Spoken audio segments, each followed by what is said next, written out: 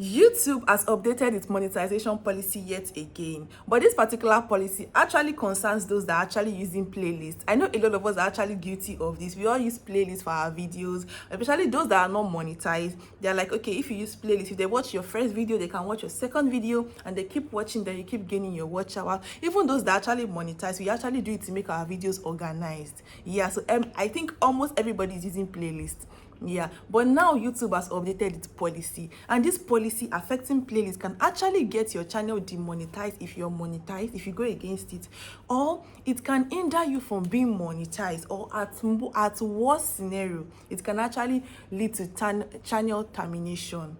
So guys, let me just take you through the policy. I'm going to be very quick about it. I'll try my best because it's a little bit lengthy, but I'm going to try my best. But you guys should just take your time to actually understand it. Okay, what this policy means for you. If you're creating playlists, don't post playlists on YouTube if they fit any of the description noted below. Playlists with thumbnails, titles, or description that violate our community guidelines, such as those that are pornographic or that consist of images that are intended to shock or disgust. This is actually self-explanatory. I don't want to be wasting time on this because there's another one I want to talk about.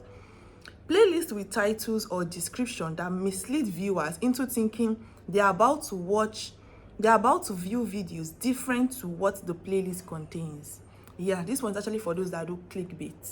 So you put a very fancy title. I think almost not everybody, but a lot of YouTubers are actually guilty of this, especially before monetization, because you want people to click and watch your videos. Sorry about that, guys. Then the next thing, playlist with videos that don't individually violate our policies, but are collected in a way that violates the guidelines. These include, but not limited to, educational content featuring nudity or sexual themes for the purpose of sexual gratification, non-sexual content that focus on specific body parts or activities for sexual gratification, documentary videos of graphic violence for the purpose of glorifying or shocking. So this one is actually well explanatory, so I don't want to be hammering that. It's clear, it's simple English. Then playlists that include multiple videos that have been removed for violating our guidelines. This is where I'm coming to. If you notice that multiple videos in your public playlist have been removed or deleted, please take some time to remove those videos from your playlist as well. If you notice that some videos in your public playlist violate our community guidelines, please flag them and remove them from your playlist. So this one is for those people that YouTube have actually removed their video before, and before YouTube removed that video, you actually kept them in a playlist. Then YouTube now removed it. Maybe the video actually violated any of the YouTube community guidelines and YouTube had to remove it for one reason or another. And then you felt like, okay, because YouTube have removed it, there's no point for you to go and delete it anymore. Then this way you are actually putting your channel at risk of channel monetization, because YouTube has said now that you still have to go ahead and delete those videos. Even though YouTube has removed it, go ahead and delete it from the playlist, because it will make the whole playlist against YouTube community guidelines. You get one single video that was removed that is still in the playlist can affect the entire video in that playlist. So YouTube will generalize it, you understand? Because of that video that is there, generalize it for the playlist. I hope you guys actually understand. Playlists that depict the physical, sexual, or emotional mistreatment of minors. Yeah, so this one is actually clear. I don't want to anything, you understand? I don't want to really go deep into that. Please note that this is not a complete list, meaning there are still more. YouTube, you can never fully understand YouTube. Examples, here are some examples of content that are not allowed on YouTube. A playlist of news footage of those ones showing bombings and all. I'm just trying my best to be very fast with it. A playlist with a title that calls for the segregation of people with intellectual disabilities. A playlist that posts an individual's non-public personal identifying information, like a phone number, home address, or email for the express purpose of directing abusive attention or traffic towards them.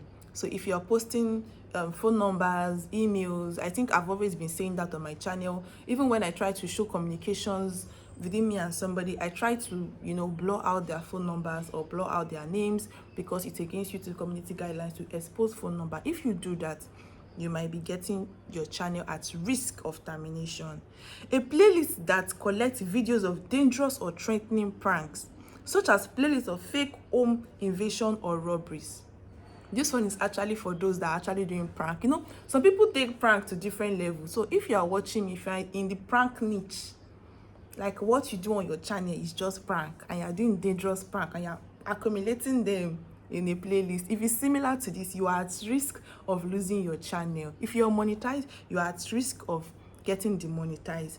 A playlist of videos featuring minors accompanied by a title such as sexy. So anything sexy, you know, minors, you know, minors is between 0 to 17 years. So don't go and be thinking minors is small baby, maybe a toddler. No, when they're talking about minors on YouTube, they are referring to 0 to 17 years. So what happens if content violates this policy? What are the consequences if you're doing all of this? If your content violates this policy, we will remove your content and send you an email to let you know. 1. If we can't verify that a link that you post is safe, we may remove the link. 2.